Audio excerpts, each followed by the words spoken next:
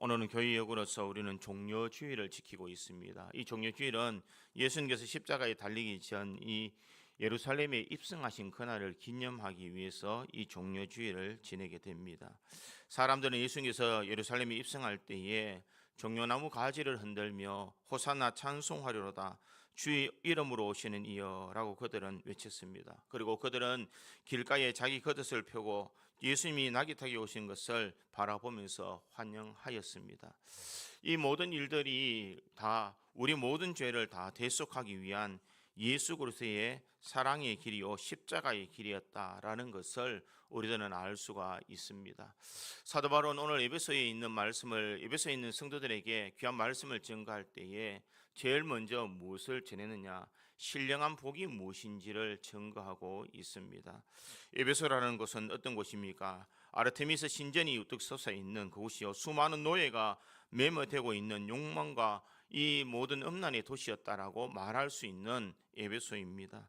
실제로 그 에베소 가면 얼마나 그 크기가 광대했는지 지금도 그 유적을 발견하는 그곳에 가보면은 이 에베소라는 것이 대단했다라는 것을 알 수가 있습니다. 수많은 사람들이 모여서 수많은 상업이 일어나고 수많은 종교들이 그곳에서 집합되어 있는 그곳에서 사도 바울이 그들을 향하여서 외치고 싶었던 것은 예수 그리스도의 그 신령한 복, 십자가의 은혜와 대속의 은총이 무엇인지를 증거하고 싶었다라는 것입니다.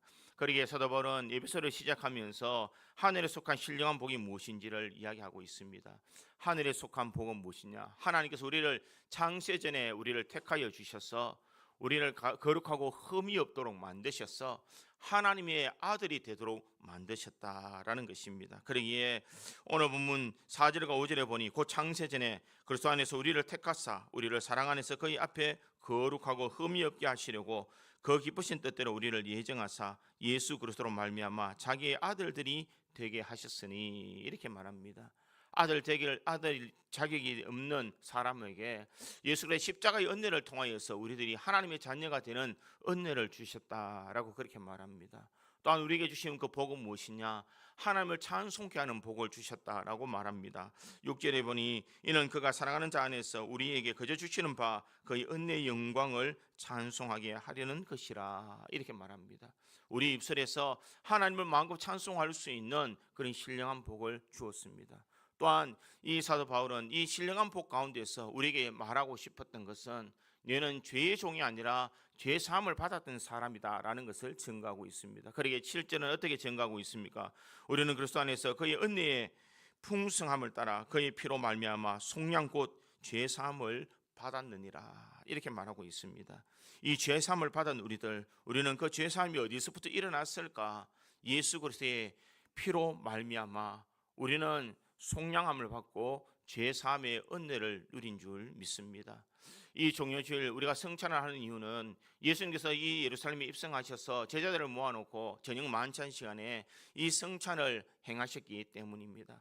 이 성찬을 행하실 때에 예수님께서 이 장과 떡을 나누실 때에 나의 몸과 나의 피를 기념하라라고 그렇게 말씀하셨습니다. 이 피라는 것은 과연 무엇이었기에 예수님께서 이렇게 우리들에게 기념하라고 말씀하셨을까? 종려주일 주님께서 우리들에게 선수 이것을 떡을 떼며 잔을 나눠주시면서 우리에게 이것을 행하라라고 명령하고 있습니다. 우리들이 그 명령을 따라서 이해할 때에 그저 하나의 절기 행사로서 이 만찬을 즐기며 이 종려주일을 보내는 것이 아니라 우리는 예수 그리스도의 그 보혈의 피를 우리들은 기억해야 될 줄 믿습니다.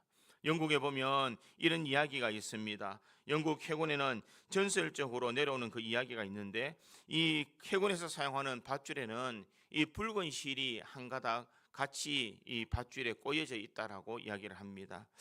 왜 이 줄에 이 붉은 이 실이 같이 꼬여져 있을까? 사람들은 이 두 가지의 목적을 이야기합니다. 하나는 이 줄이 영국 왕실의 소유임을 증명하는 것이었다라고 이렇게 말합니다. 왕실 로프를 누가 훔쳐간다면 그것을 조금만 풀어보면 그 안에 붉은 실이 나오기 때문에 절대로 사람이 훔쳐갈 수 없었다라고 이야기를 합니다. 두 번째 의미는 무엇이냐? 아무리 밧줄을 달고 헤어져도 그 중심에 흐르는 붉은 실을 통해 그 가치를 잃지 않게 하는 것이다 이렇게 말합니다. 이것은 이 왕실에서 인정한 이 밧줄이요, 해군에서 사용하는 밧줄이다. 그래서 이것이 낡고 흩어져도 그 붉은 실을 통하여서 이 밧줄은 정말 고귀한 이 밧줄이다라는 것을 전하는 것이다라고 이야기를 합니다. 우리의 인생도 바로 이와 같은 줄 믿습니다. 우리의 삶에 때로는 세상에 시달리고 닳고 휘어진 우리 인생, 고난의 풍파를 찾아와서 찢기기도 하고 상처 입은 우리들이 있지만 우리의 영혼 중심에는 예수 그리스도라는 보혈의 붉은 실이 우리에게는 있는 줄 믿습니다. 예수님의 그 보혈의 피를 통하여서 우리는 어떠한 순간의 삶을 살아가든지 내 중심에는 예수 그리스도가 있다라는 것을 우리들은 깨달아야 될 줄 믿습니다. 그러기에 우리 영혼 속에 박혀 있는 이 예수 그리스도의 피, 이것을 다시 한 번 더 되새길 수 있는 시간이 되기를 바랍니다.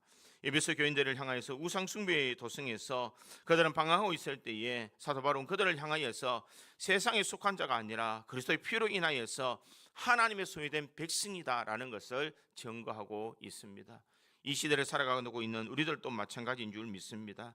우리들은 이 시대의 삶을 살아가지만 하나님께서 우리를 예수 그리스도의 십자가의 보혈의 피로 인하여서 우리를 인쳐주시고 하나님의 소유로 삼아주신 줄 믿습니다. 그래서 저는 오늘 본문의 말씀을 통하여서 예수님께서 예루살렘 입성하여서 십자가에 달려 돌아가시기까지 그 피로 말미암아 신령한 복을 어떻게 주셨는지를 한번 되새겨보므로 우리 또한 이 성찬을 앞두고 우리들이 예수님의 그 보혈의 은혜를 한 번 더 되새길 수 있는 우리 믿음의 성도들이 되기를 주님의 이름으로 축원드립니다. 첫 번째로 그 피로 말미암아 우리는 속량함을 받았다라고 그렇게 말을 하고 있습니다. 이 7절에 있는 말씀에 보니 이렇게 기록합니다. 우리는 그리스도 안에서 그의 은혜의 풍성함을 따라 그의 피로 말미암아 속량 곧 제사함을 받았느니라, 이렇게 말합니다.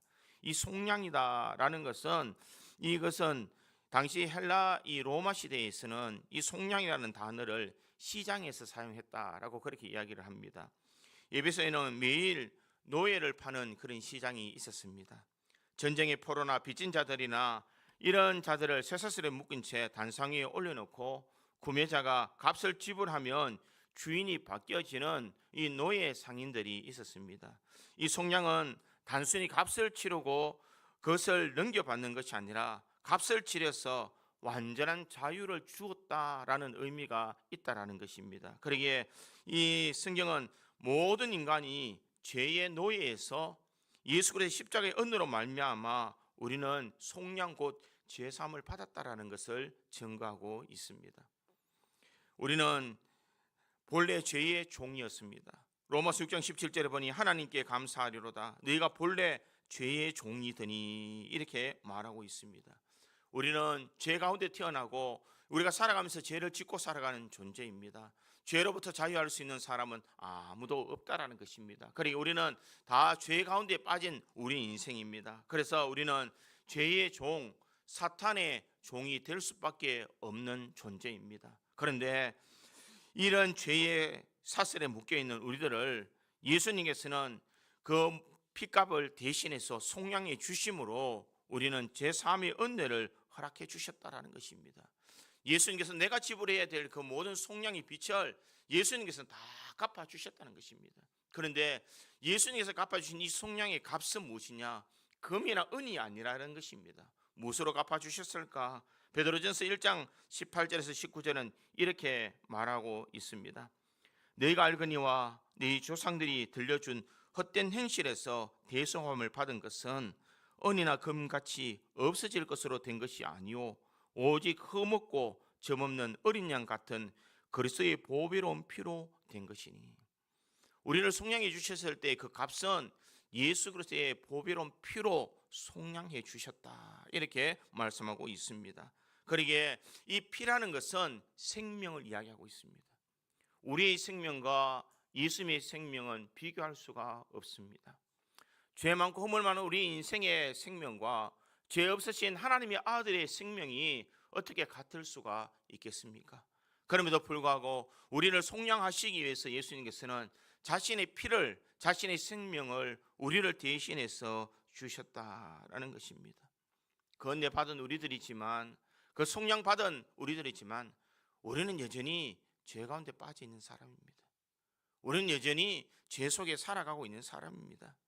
예전처럼 탐욕스럽고 예전처럼 이기적이며 예전처럼 아직까지 죄 가운데 살아가고 있는 우리들입니다. 그런데 이런 우리들을 대신해서 예수님께서 모든 값을 다 지불해 주었습니다. 이제는 사탄의 종이 아니라 우리는 하나님의 자녀가 될 수 있는, 하나님의 아들들이 될 수 있는 은혜를 주신 줄 믿습니다. 그러기에 사탄은 늘 우리들에게 너는 여전히 욕심 많고 탐욕스럽고 죄 가운데 있는 존재가 아니냐라고 말할 때에 우리는 담대하게 말할 수 있는 것은 예수님께서 나에게 2000년 전에 십자가의 보혈을 통하여서 우리를 대속해 주셨던 은혜가 있기 때문에 나는 예수 그리스도의 자녀요, 우리가 하나님의 아들이라는 것을 나는 믿는다라는 이 증거를 우리가 확실히 나타낼 수가 있는 줄 믿습니다. 사랑하는 성도 여러분, 이제 내가 살아가는 모든 것은 내가 주인이 아니라 나를 사주셨고 핏값을 치러 주셨던 예수 그리스도 안에 속한 사람인 줄 믿습니다. 그러기에 내 생명도 내 모든 것도 다 내 것이 아니라 주님의 것이라는 이 소유권을 우리는 인정해야 되는 줄 믿습니다.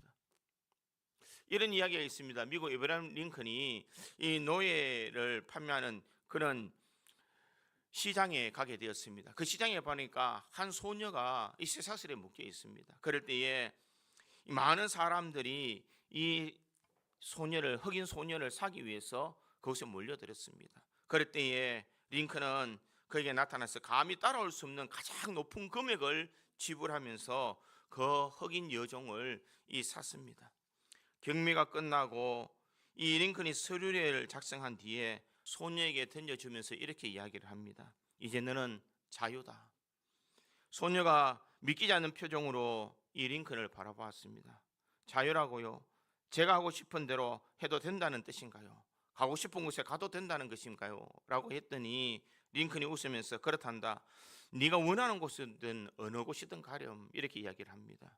그러자 이 소녀가 눈물을 흘리면서 링컨의 바지가락을 잡고 이렇게 말했다고 합니다. 그렇다면 저는 저를 자유케 해주신 이분을 평생 따라가겠습니다. 이렇게 이야기를 했다는 것입니다.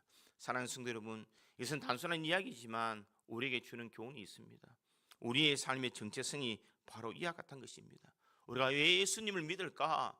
예수님께서 내가 감당할 수 없는 그 보혈의 피를 흘려 주시고 우리를 성령해 주시기에 내가 주님 앞에 나와서 예배드리며 내가 주님 앞에 살아갈 수 있는 그 모든 것은 내가 자발적으로 주님을 사랑하고 주님을 따라가며 주님의 모습을 본받는 자가 되기를 원하시는 주님의 마음을 본받는 자다라는 것입니다. 내가 억지로 의무적으로 종교적인 그런 의식을 가지고 내가 살아가는 것이 아니라 주님께서 나를 속량해 주셨기 때문에 그 속량을 받은 우리들이 내가 주님 앞에 자발적인 그 사랑을 따르고자 하는 거룩한 구속이다라는 것을 우리가 잊지 말아야 된다는 것입니다. 그러기에 우리는 삶에 돌아가서 이제는 주님을 따르는 믿음의 삶을 살아가야 될 줄 믿습니다. 예수의 피가 내 속에 흐르고 있다는 것, 누가 어떤 말을 하더라도 변치 않는 한 가지 사실, 예수님께서 나를 대신해서 십자가에 달려 돌아가셔서 우리 모든 죄를 속량해 주셨다는 이 놀라운 은혜를 우리는 마음에 되새겨야 될 줄 믿습니다. 사랑하는 성도 여러분, 이 성찬을 대할 때에 우리가 떡과 잔을 나눌 때마다 우리 속에 스며져 있는 이 예수님의 그 피를 다시 한 번 더 되새길 수 있기를 바랍니다. 주님, 나같이 아탄하는 죄인을 대신해서 주님께서 피를 흘리셨습니다. 내가 이 잔을 마실 때마다 주님이 나를 위해서 흘리신 그 피를 내가 기념하게 하여 주시고 내가 이제 주님을 따르는 믿음의 삶, 그 속량의 은혜를 내가 잊지 않는 자 되게 해 주십시오라고 고백할 수 있는 우리 믿음의 성도들이 되기를 간절히 소망합니다. 두 번째로 그의 피로 말미암아 우리의 죄가 사해졌습니다. 7절 하반절에는 속량의 결과로 죄사함을 받았다라고 그렇게 말하고 있습니다. 여기서 죄사함이다라는 것은 헬라어로 아페신이라는 그런 말입니다. 이 말의 뜻은 멀리 던져버리다, 기록을 지워버리다, 이런 의미입니다. 히브리서 9장 22절에 보니 이렇게 말합니다. 율법을 따라 그의 모든 물건이 피로써 정결하게 되나니 피 흘림이 없은즉 사함이 없느니라, 이렇게 말하고 있습니다. 예수님께서 왜 피를 흘리셨어야 될까? 피 흘리지 않으면 죄 사함의 은혜도 없기 때문입니다. 죄의 삭은 사망이라고 말하고 있습니다. 모든 사람은 죄를 지었기 때문에 죽을 수밖에 없는 존재입니다. 그런데 공의로우신 하나님은 이 죄를 그냥 묵인할 수 없기에 죄를 가진 사람들은 다 하나님의 이 징계를 받아야 될 존재라는 것입니다. 그런데 예수님께서 우리를 대신해서 피를 흘려 주셨습니다. 구약에는 이 죄를 지으면은 이 동물의 피를 대신해서 이 죄를 덮었습니다. 그러나 이 죄를 덮는 이 행위, 짐승의 피를 통하여서 죄를 덮는 이 행위는 잠시 잠깐의 임시적인 방편이다라는 것입니다. 그러기에 히브리서 10장 4절에 보니 이는 황소와 염소의 피가 능히 죄를 없이 하지 못함이라 이렇게 말합니다. 사람의 이 피와 동물의 피를 어떻게 비교할 수가 있겠느냐는 것입니다. 하지만 예수님의 그 피는 이 동물의 피와 다르다는 것입니다. 예수님은 우리의 모든 죄를 다 사해 주실 만큼 죄가 없으신 하나님의 아들이시더라라는 것입니다. 그분이 우리의 모든 죄를 다 제거해 주셨다라는 것입니다. 요한일서 1장 7절에 보니 이렇게 약속합니다. 그가 빛 가운데 계신 것 같이 우리도 빛 가운데 행하면 우리가 서로 사귐이 있고 그의 아들 예수의 피가 우리를 모든 죄에서 깨끗하게 하실 것이요. 예수님의 피가 우리를 깨끗하게 할 것이다 라는 것을 말씀하고 있습니다. 깨끗하게 했다라는 것이 아니라 깨끗하게 하실 것이요 이렇게 말합니다. 하실 것이다. 이것은 과거에도 그런 일들이 있었지만 현재도 계속해서 그것이 진행되어지고 있다는 현재 진행형으로 쓰여지고 있다는 것입니다. 그러기에 예수님의 그 보혈의 은혜는 2000년 전의 역사로 끝나는 것이 아니라 지금도 우리에게 죄를 씻을 수 있는 능력으로 죄사함의 은혜를 누릴 수 있도록 만들어 주신 줄 믿습니다. 그러기에 우리는 죄사함을 받은 존재인 줄 믿습니다. 우리가 이것을 머리로 알지만 가슴으로 우리가 느끼기는 참 힘이 듭니다. 과거에 지었던 죄, 반복해서 넘어지는 실수 때문에 우리는 스스로 영적인 패배주의에 빠지고 있지는 않느냐는 것입니다. 하나님, 정말 내가 용서받았습니까? 내가 하나님 앞에 회개했는데 또 죄를 짓습니다. 또 죄를 짓습니다. 또 죄를 짓습니다. 우리는 이런 자책감으로 우리는 살아가고 있지 않느냐는 것입니다. 그러나 이 모든 것은 예수님께서 우리 이 모든 죄와 허물을 다 사해 주셨다는 것입니다. 이 찰스 스펄전 목사님은 이렇게 말합니다. 사탄이 당신의 죄를 보여주며 정죄할 때 당신은 사탄에게 그리스도의 피를 보여주라 이렇게 말을 했습니다.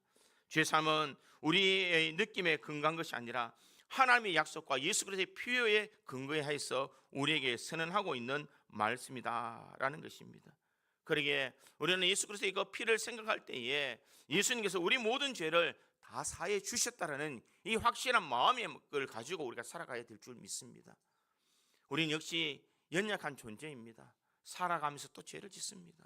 죄로부터 자유할 수 있는 사람이 누가 있겠습니까? 그러나 우리에게 중요한 것은 죄 지을 수밖에 없는 존재, 죄를 짓고 살아가는 존재, 이런 존재이지만 분명한 것은 예수님께서 우리의 모든 죄를 다 사해 주셨기 때문에 과거의 죄뿐만 아니라 현재 내가 짓고 있는 죄도 앞으로 지을 죄도 하나님께서는 이 모든 예수님의 보혈의 피로 우리의 모든 죄를 속량해 주셨고 죄사함의 은혜를 주신 줄 믿습니다.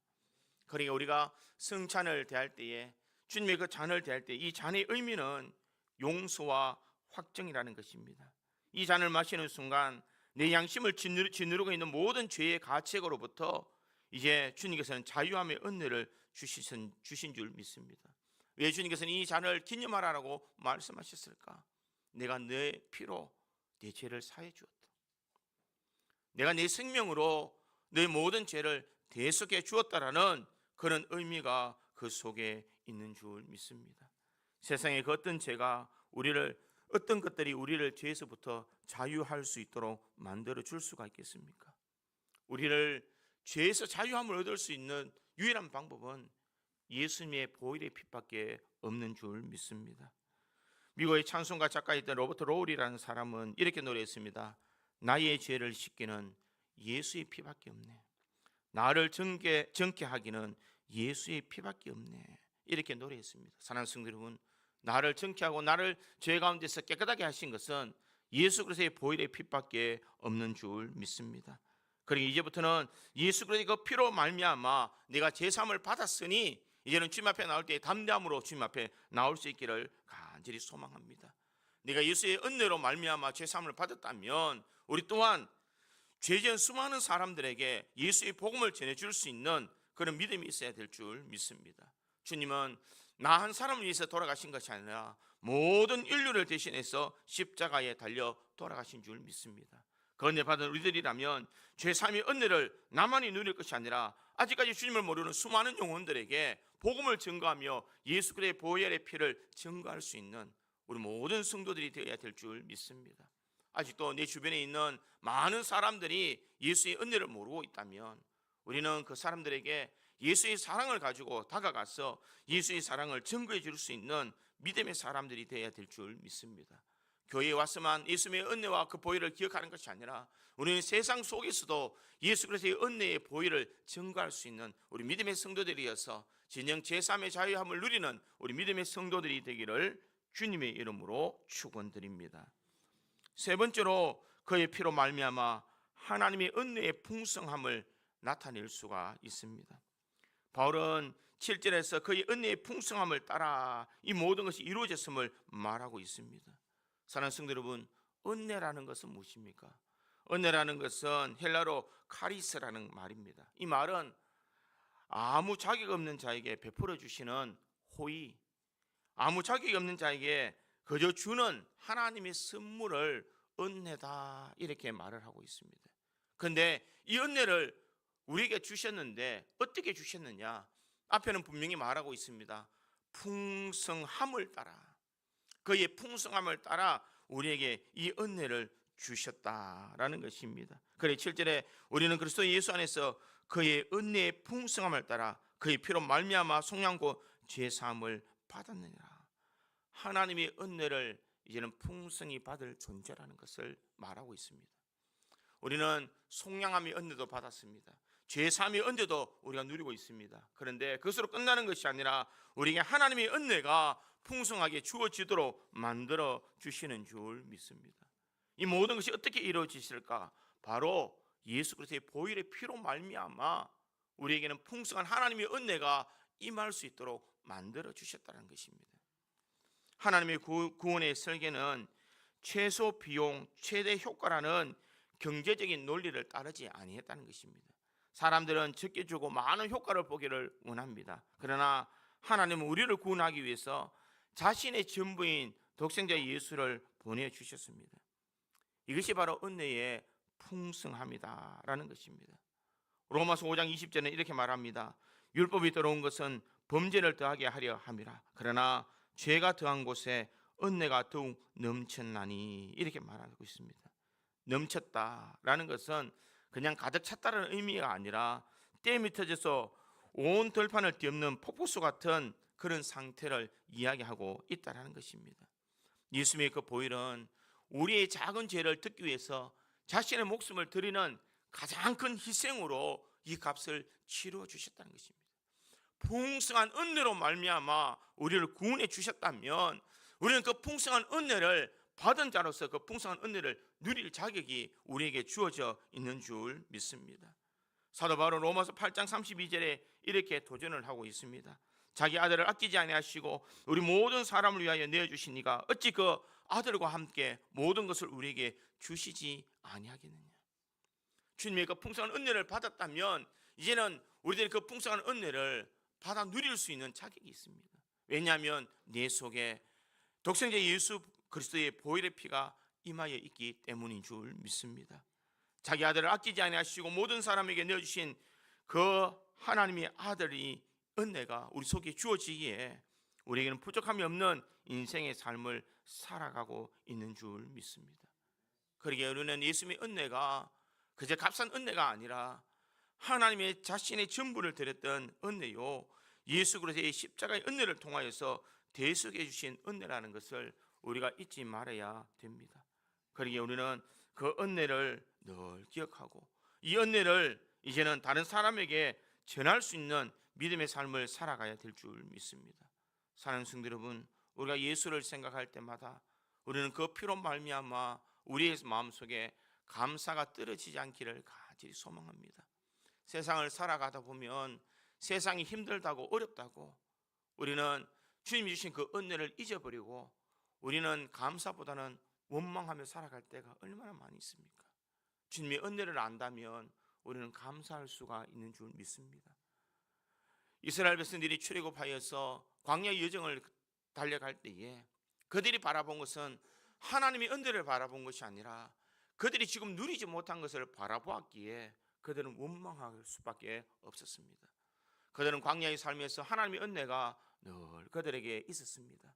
낮에는 구름 기둥, 밤에는 불 기둥이 있었고 그들은 먹을 수 있는 만나를 주셨으며 그들이 목마를 때에 주님께서 물을 공급해 주셨고 적들이 올 때에 하나님께서 그 모든 적들을 다 막아주신 하나님의 은혜가 분명히 있었습니다. 그런데도 불구하고 그들은 왜 원망하고 불평했을까? 내가 누리고 있는 것보다 누리지 못한 것을 바라보았기 때문인 줄 믿습니다. 사랑하는 성도 여러분, 우리가 주님의 그 십자가의 은혜를 받았다면 우리들은 이제는 내가 누리는 것만 바라볼 것이 아니라 내가 누리고 있는 것을 바라보며 누리지 못한 것을 바라보지 않기를 간절히 소망합니다. 내가 누리지 못한 것을 바라보면 원망과 불평과 주님의 그 십자가의 은혜를 잊어버리지만 나를 떼서 계신 그 풍성한 은혜를 기억한다면 우리는 주님 앞에 감사할 수 있는 인생이 될 수가 있는 줄 믿습니다. 주님의 은혜를 늘 기억하고 우리는 감사할 수 있는 우리 믿음의 성도들이 되기를 간절히 소망합니다. 성찬을 대할 때에 주님께서 주님이 오신 그날까지 이것을 통하여서 기념하라고 말씀하고 있습니다. 왜냐하면 내게 너에게 베풀어진 풍성한 은혜를 너희들이 정말 감사하고 있느냐? 내가 살을 찢기고 피를 흘려서 죽기까지 너희들을 구원해 주신 그 은혜를 너희들은 기억하고 있는가? 그래서 주님께서는 이 성찬의 예식을 통하여서 주님을 기억하기를 원하고 계시는 줄 믿습니다. 오늘 이 설교를 마치고 우리가 성찬에 대할 때에 예수님의 그 보혈의 은혜를 다시 한번 더 되새기면서 주님의 그 은혜의 풍성함을 우리들이 본받아서 우리들은 그 풍성한 은혜를 누리며 감사하는 우리 구지장로교회의 모든 성도들이 되기를 주님의 이름으로 축원드립니다. 다 같이 기도하겠습니다.